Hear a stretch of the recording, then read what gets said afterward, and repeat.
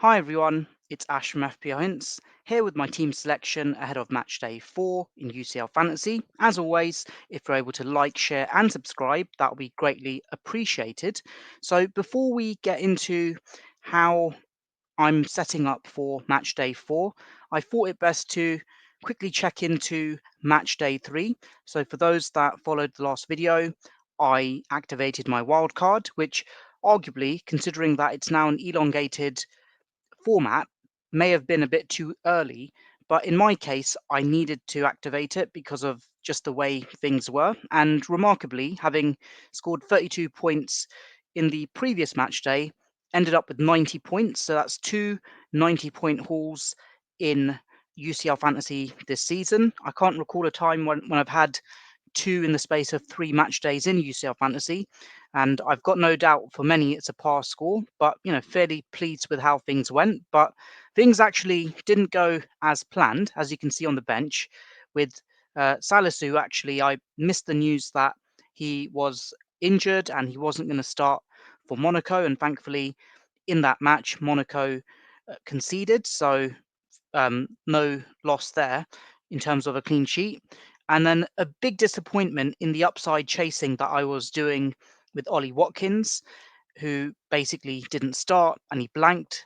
And he's now not scored in his first 3 Champions League matches. And then Dean didn't even start. Annoyingly, it was a clean sheet. So that's another issue I need to factor in as well. But on the whole, the triple up for Atalanta and the triple up for AC Milan, which was a big risk in many respects, ultimately worked out.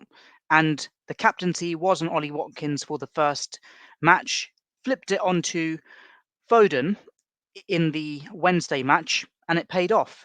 So, yeah, on the whole, it worked a treat. Of course, I addressed some issues with my team with getting Wirtz in, who's an absolute must. Could have gone for Rafinha, but went for Yamal. And of course, Rafinha scored a hatful of points. Probably would have got 100 points plus if I didn't take a risk on getting Ollie Watkins and stuck with Gyökeres, which I'll come on to in a moment. So, on the whole, very pleased that the wildcard did as expected in terms of giving me a big boost. So I've got 2 free transfers and there's 2.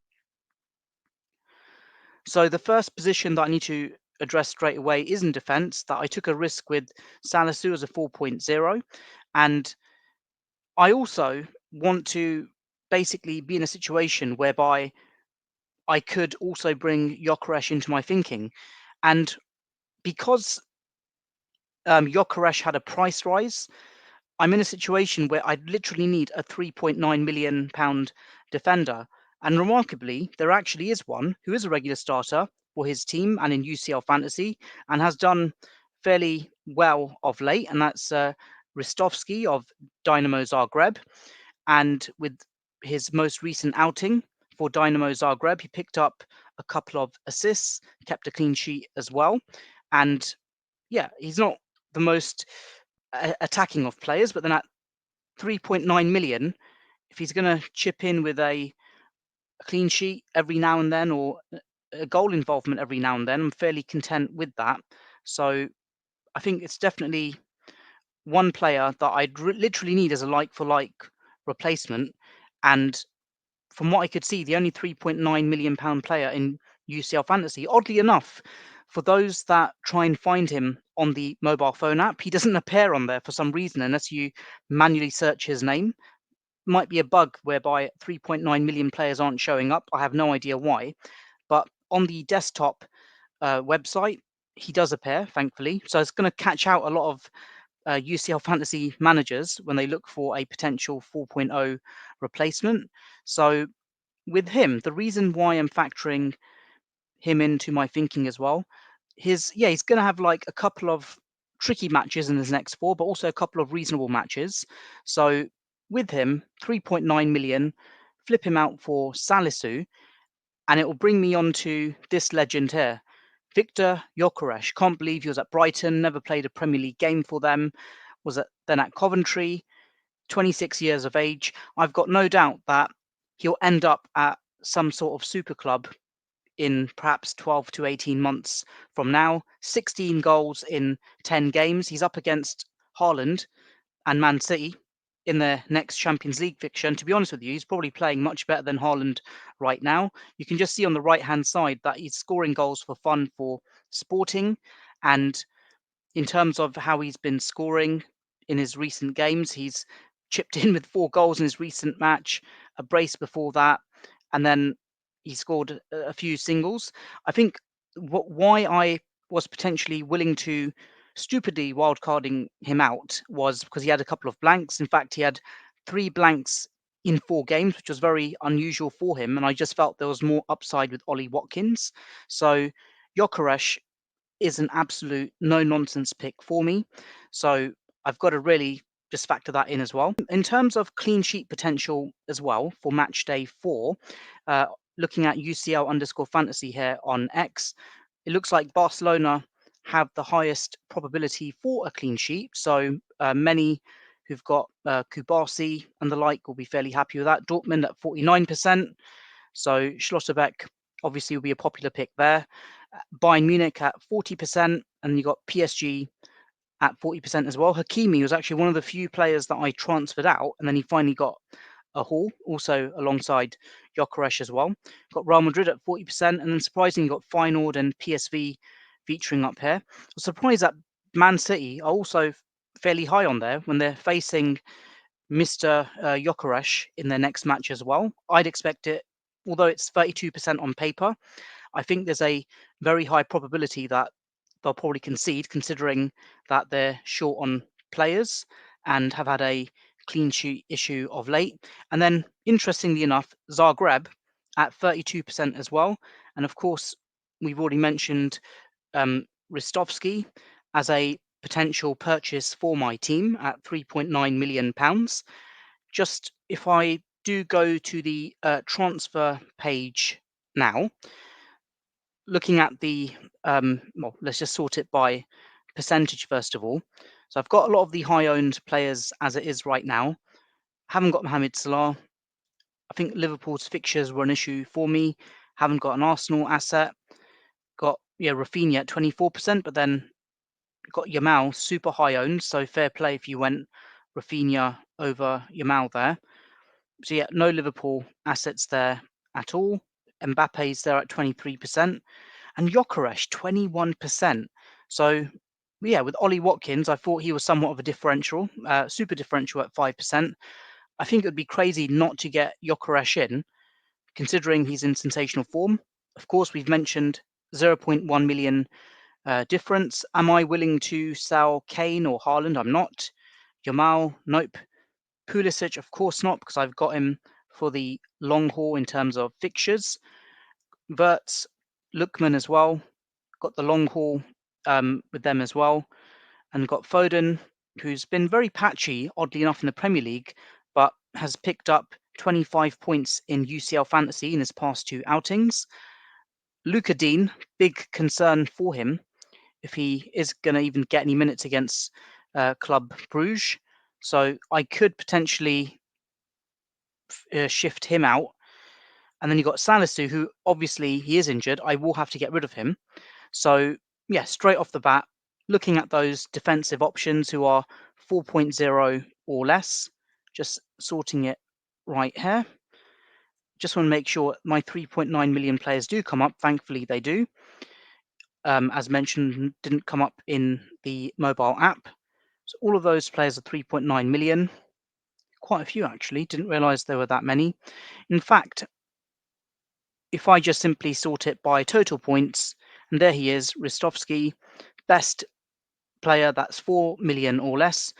You've got Ogewara as well of Zagreb, but of course missed that match in match day 2. Got Haidara of Brest. But the one that offers me most upside and potential, again, literally owned by no one, 3.9 million, got Bratislava and Celtic in 2 of the next 3 games. Of course, then you got Dortmund and Arsenal as well. So He's going to start on Tuesday, and then Milan as well. So in many respects, just like Salisu, he was meant to be just a missing piece of the jigsaw, as it were to get this highly balanced team. So that's the move I could potentially do there. So if I just take out Ollie Watkins, I've got 7.7 million in the bank. So Gyökeres would be a straightforward purchase for my team. Just sorting it out by highest owned players. And Gyökeres, yeah, it's not even featuring there in the top 4, but there he is in the top 5. In terms of total points, you've got other players, shout out to Sema, got Junior, Vince Junior there, Vlahovic, Taremi, and you've got Gyökeres. I mean, that price point, he is scoring goals for fun. It would be crazy not to have him. So 7.5 million. And yeah, the fixtures are a bit tricky. I think that was another reason why I sold him for Man City and Arsenal in 2 of the next upcoming games. Got Bruges, RBL, and Bologna in the remaining group games there as well. So is it worth it? I mean, I could roll the transfer and not sell Ollie Watkins, perhaps keep him for one more game. So that is an option. Got Luca Dean, who is a bit of a rotation risk as well now. Just looking at the players that are 4.5 million or less. Just take out Luca Dean there. In terms of points, yeah, Goodmanson probably wouldn't get him for Lille. Is that Wanpei? Missed first 2 games, no idea why. You got Diego Carlos, annoyingly for Aston Villa, who I could have got instead. So ultimately, I can roll one free transfer. The question is, am I going to get Watkins out for Gyökeres? Because ultimately, I went with fixture over form by keeping, well, by getting rid of Gyökeres and getting Watkins in. But his form is a big concern for me. So yeah, Ristovski is going to come in without a doubt for Salisu. Just thinking, let's just give it a final look over with any other players that are in the 7.5 or less category that I could potentially consider. So let's just take Ollie Watkins out. Looking at the total points, Taremi got Arsenal in the next match, so his fixture's a bit tricky. You got Actor Oglu, got Bayern Munich. Oddly enough, John Duran's got more points than Ollie Watkins. You got Ndai, Di Maria. Didn't realise he was listed as a forward, but I wouldn't buy him. So that is a problematic position for me.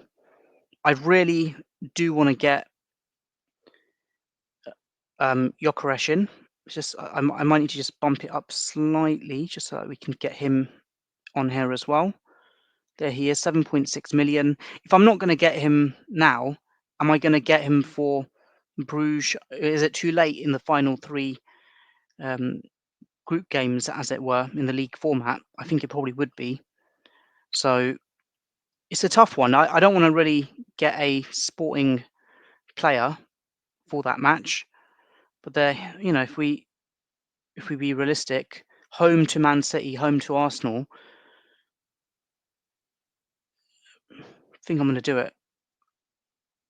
I could give Watkins that one final chance. It is a tough one. Roll the free transfer. So I've got 1 free available.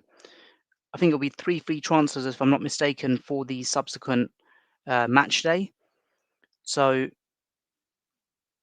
it's a tough one. Just Gyökeres is screaming at me as a player that I really do need to get. But yeah, let's just give Ollie Watkins one final chance. If I'm not mistaken, Ollie Watkins, he's playing on the Wednesday. So got Haaland on the Tuesday. Got Harry Kane, who's also playing on the Wednesday as well. It's just because it's Man City that I'm getting put off from getting Gyökeres in. There's no other player that I would be willing to get beyond the ones I've mentioned there. So let's just give it a final check over. Taremi catches my eye. Just look at the most highest selected players. It is Gyökeres in that price range. Yeah, into Kai Havertz just out of reach. Can't really get him in. Yeah, I'll just go for it. It's a mistake I made by getting rid of Gyökeres. 2 home games, albeit it's Arsenal and Man City in the Champions League, but he's at home in the form of his life. It'd be crazy not to have him. So let's just review the transfers. Salisu out for Ristovski. I think that's fairly straightforward. Watkins out for Gyökeres. Let's confirm it. I'm not going to overthink it now, so hopefully no issues there. So Gyökeres, of course, he's playing on the Tuesday. Yamal's playing on the Wednesday, and Luka Dean's playing on the Wednesday. Konoseki is playing on the Wednesday, so I need to switch out Gyökeres for a player that is playing on the Tuesday. So I think it was Harry Kane. So there we go. So subbing in Gyökeres for Harry Kane. Let's just confirm my subs there. So Gyökeres and Haaland playing in the same match on the Tuesday. Got Pulisic and Hernandez and Minen also playing on the Tuesday. Just looking for a Tuesday captain that really catches my eye here. There isn't really one. You've got Lookman playing on the Wednesday. Same with Zappacosta and for Konoseki. I think Harry Kane could be the captain against Benfica. You know what? Let's do it. I'm not going to captain Haaland. His form's been a bit patchy. Well, albeit not in the Champions League. That's a tough one. I'm really thinking, should I captain Gyökeres or should I captain Haaland on that Tuesday game? I kind of feel that some people go for a safer captain for the Tuesday match, but then I've got Harry Kane waiting in the wings on the Wednesday if things go wrong. A lot of upside here. He's in the form of his life. Just a quick reminder with him 16 goals in 10 games, scored 4 goals. I'm not expecting Sporting to win against Man City, but surely they're going to score. And if they are going to score, it'll be Gyökeres. So I think I'm going to confirm him as my captain for Tuesday. Just, yeah, Luka Dean, yeah, not really expecting much. Kind of wish I had a Barcelona defender now at the same time. Could have even have flipped out Luka Dean instead, but I'm not going to take a -4 now. So yeah, let's back my pick. Gyökeres at home against a Man City team that is leaking goals for fun for the Tuesday match. Let me know in the comments below what you think. Have I got the risk right there, or is my risk threshold considerably higher than what you would do in this situation? And yeah, let's see what happens. So, bit kind of dreading it at the same time, but let's hope for the best. And like, last time out, my Tuesday was a complete disaster, and the Wednesday, a lot of upside with my risk taking and subs and the captaincy. It ultimately paid off. So I kind of feel that Gyökeres is really putting himself in the shop window in this kind of fixture. That if he really does want to get that big move in the summer or the summer afterwards, that it is this kind of match where he needs to show up. And I've got no doubt with the form that he's in, that he's more than capable of doing so. So yeah, let me know in the comments below what you think. And as always, if you're able to like, share, and subscribe, that would be greatly appreciated. Take care and all the best.